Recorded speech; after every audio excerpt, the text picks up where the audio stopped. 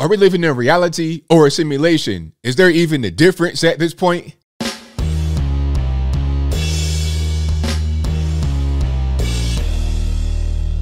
How's everybody doing? My name is Anthony Brian Logan, and today we got to talk about some stores in New Zealand temporarily banning knives and scissors from their shelves.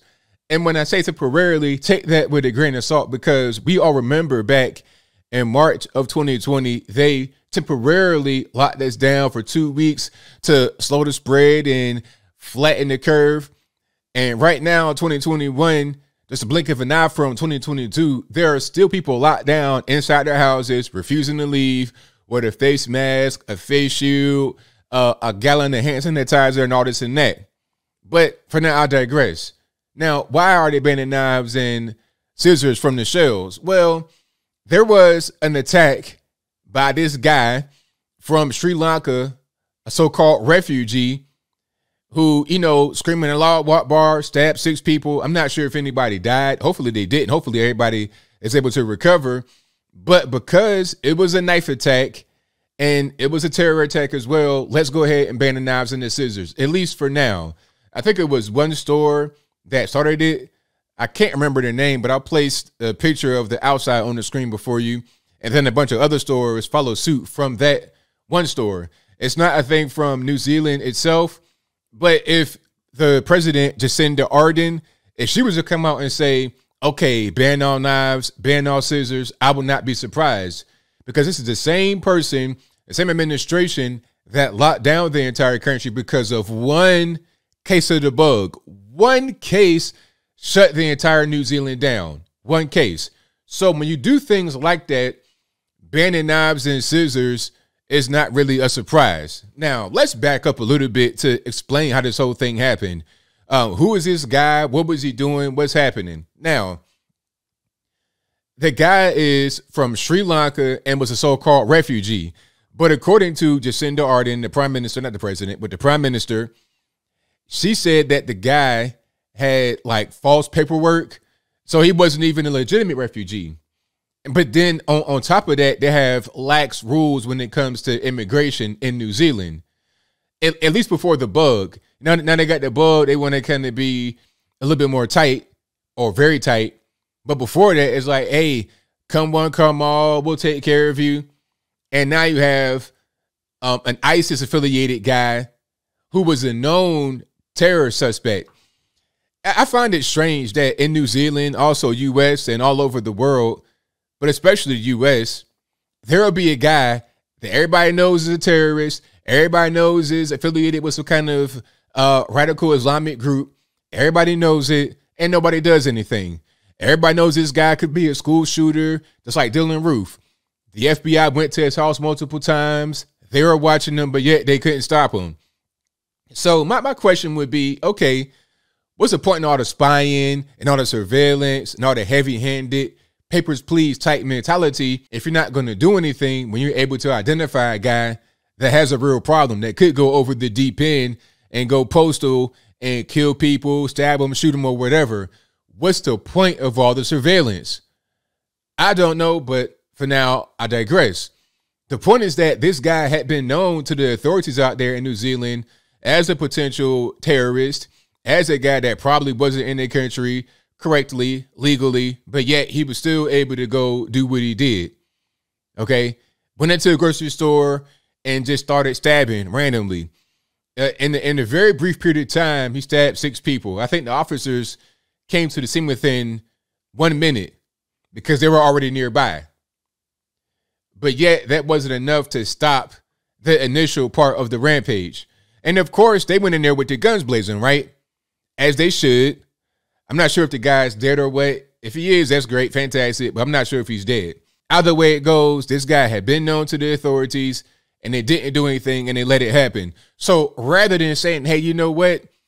Let's just tighten up our practices. If we know a guy's involved with something that he shouldn't be involved with, let's figure out a way to not have this guy do this or to get this guy out of the country. If he's in the country improperly, maybe deport him. Like, if you know his work is, if you know his papers aren't correct, why is he even here?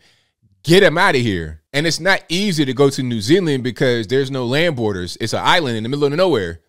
So you can only get there by flying.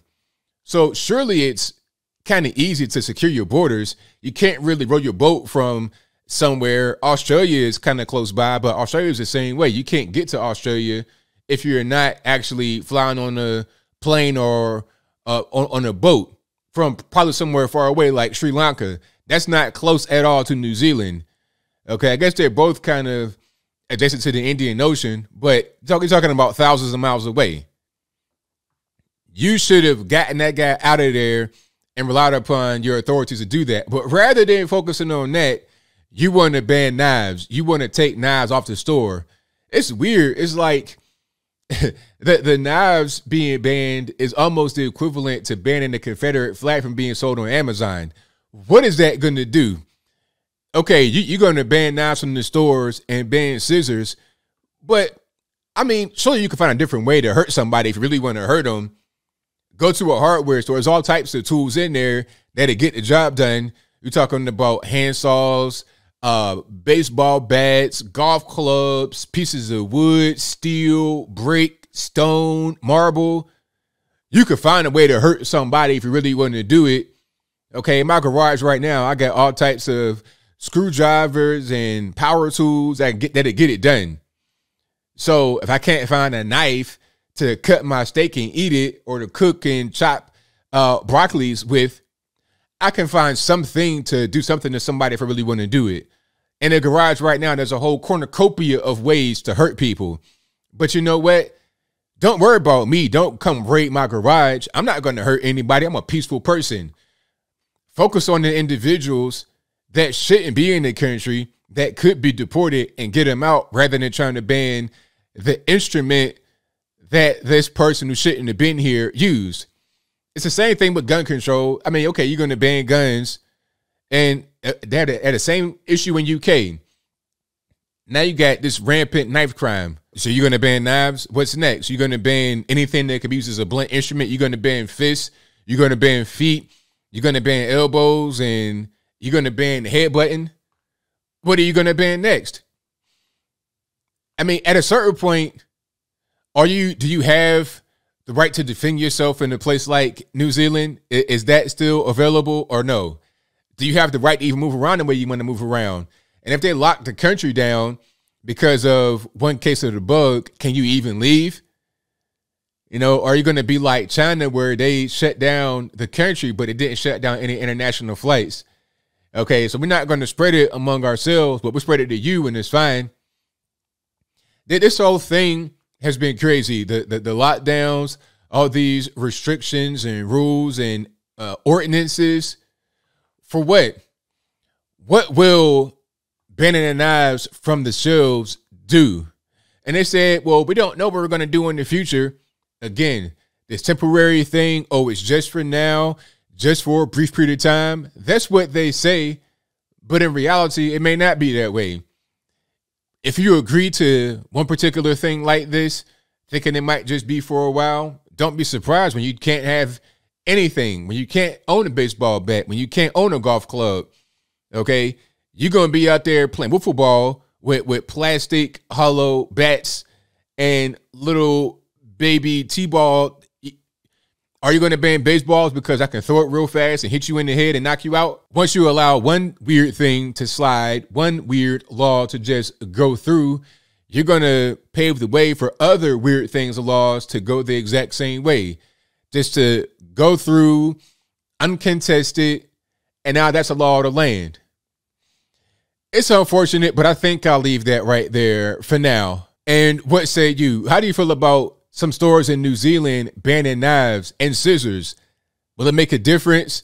Because it's just one attack. It's just one attack. You want to point a finger at that, but nothing else. Whatever your thoughts on that are, let me know in the comments below. How you feel about the New Zealand Prime Minister, Jacinda Ardern, talking about, oh, well, this is not really a faith and it's about one individual, but she had no problem pointing at the Christchurch guy as being a white supremacist and being part of that particular ideology. You see what I'm saying? It's weird. I think the the lax immigration, not looking at the reality of what's happening, not wanting to really point the finger at Islamic extremism. That's what got them in a situation to begin with, not the knife. Okay, cutting steak is not the equivalent to wanting to be an extremist, shouting Allahu Akbar, and going on a stabbing rampage. Regular, everyday people are caught up in the overreach of the government. Same thing with TSA.